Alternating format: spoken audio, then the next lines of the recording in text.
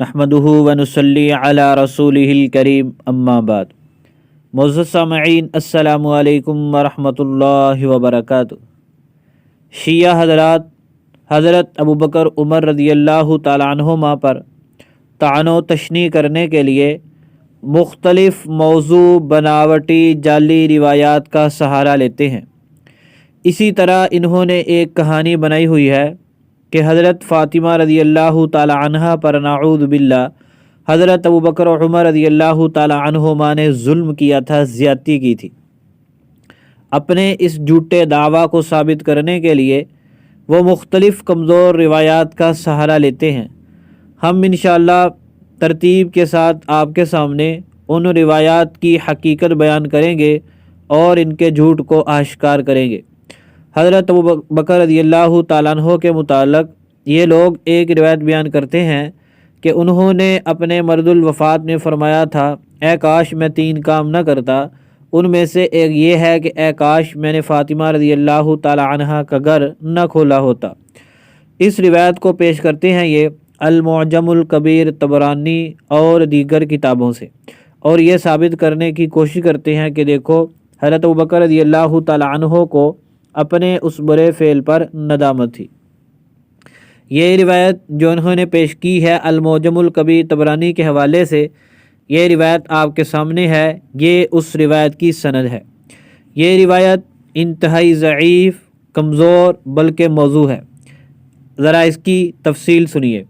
اس روایت کی سند میں آپ کو ایک راوی نظر آ رہا ہے، علوان بن داود البجلی۔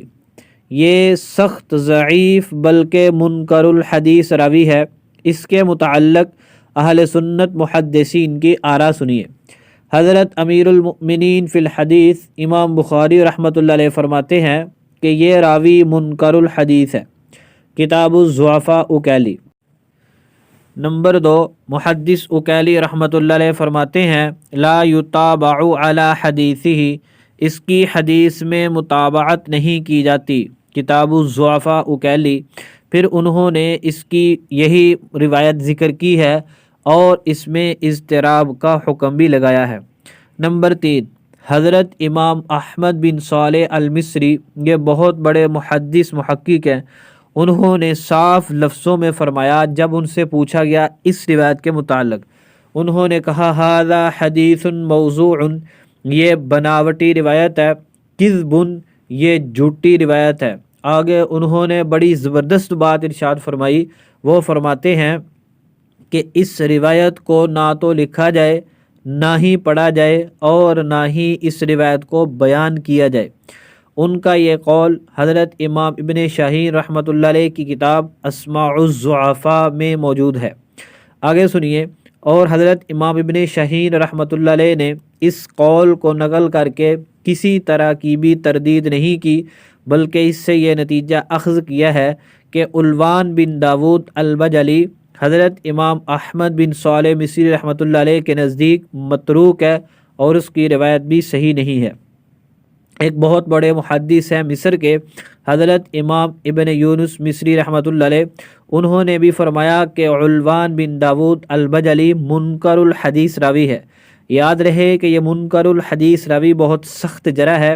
آپ نے سنا امام بخاری رحمۃ اللہ علیہ کے حوالے سے بھی، اور امام بخاری رحمۃ اللہ علیہ جس کے متعلق منکر الحدیث کی جرح کر دیں، اس کی روایت لینا کسی صورت حلال نہیں ہوتا۔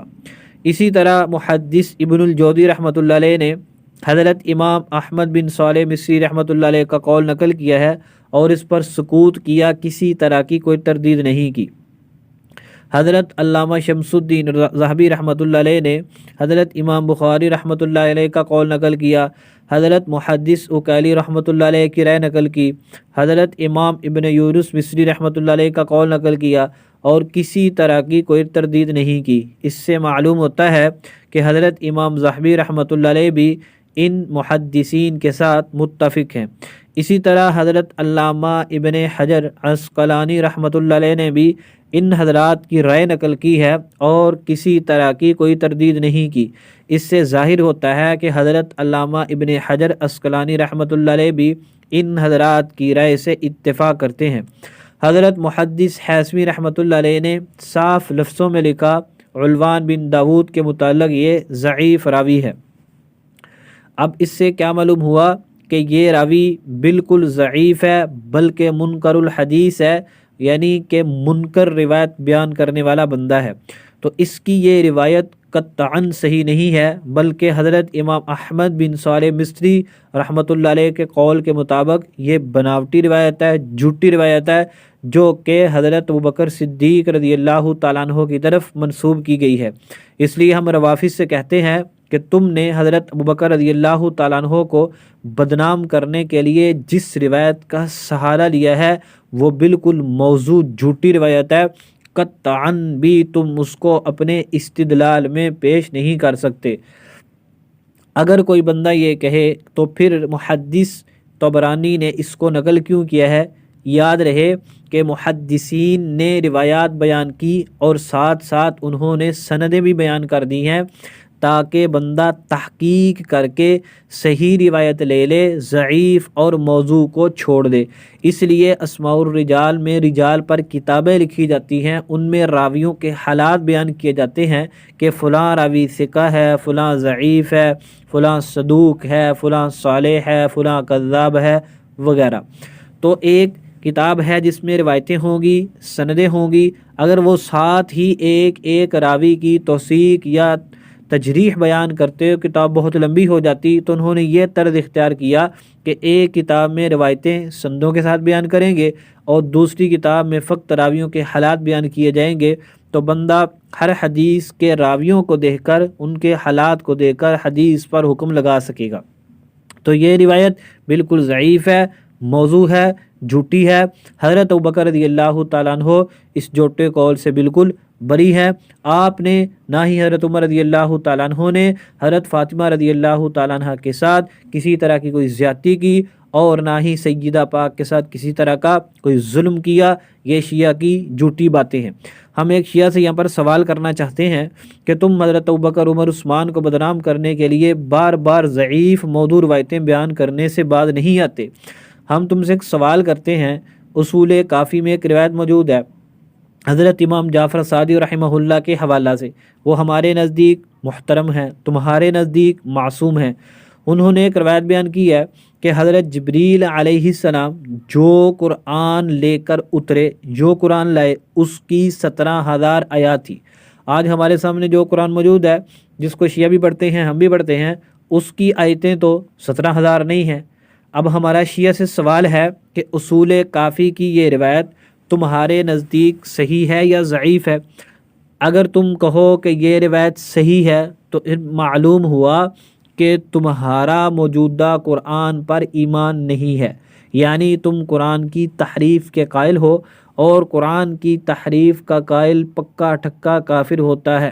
اور اگر تم کہو کہ یہ روایت ضعیف ہے، اس کو اہل سنت شیعہ کے خلاف پیش مت کریں، تو ہم یہاں پر تم سے یہ سوال کرتے ہیں کہ تم اپنے خلاف ضعیف روایت قبول نہیں کرتے، حضرت ابوبکر صدیق رضی اللہ تعالیٰ عنہ کے خلاف ضعیف روایت پیش کیوں کرتے ہو؟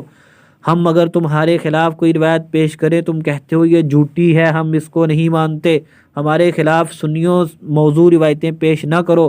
اسی طرح ہم کہتے ہیں کہ شیعوں صحابہ کرام کے خلاف ضعیف، مردود، نامقبول موضوع روایتیں پیش مت کرو، دوغلی پالیسی مت اپناؤ، اپنے خلاف ضعیف قبول نہیں کرتے، صحابہ کرام کے خلاف ضعیف لکھتے بھی ہو، عوام کو سناتے بھی ہو اور ان سے متنفر بھی کرتے ہو۔ ہماری بات کا خلاصہ یہ نکلا، حضرت ابوبکر رضی اللہ تعالیٰ عنہ نے نہ کسی طرح کی کوئی زیادتی کی، نہ ہی آپ نے کسی طرح کی کوئی بات فرمائی کہ مجھے اس کے اوپر رنج ہے۔ اللہ تبارک و تعالیٰ ہم سب کو صحابہ کرام سے سچی محبت کرنے کی توفیق عنایت فرمائے۔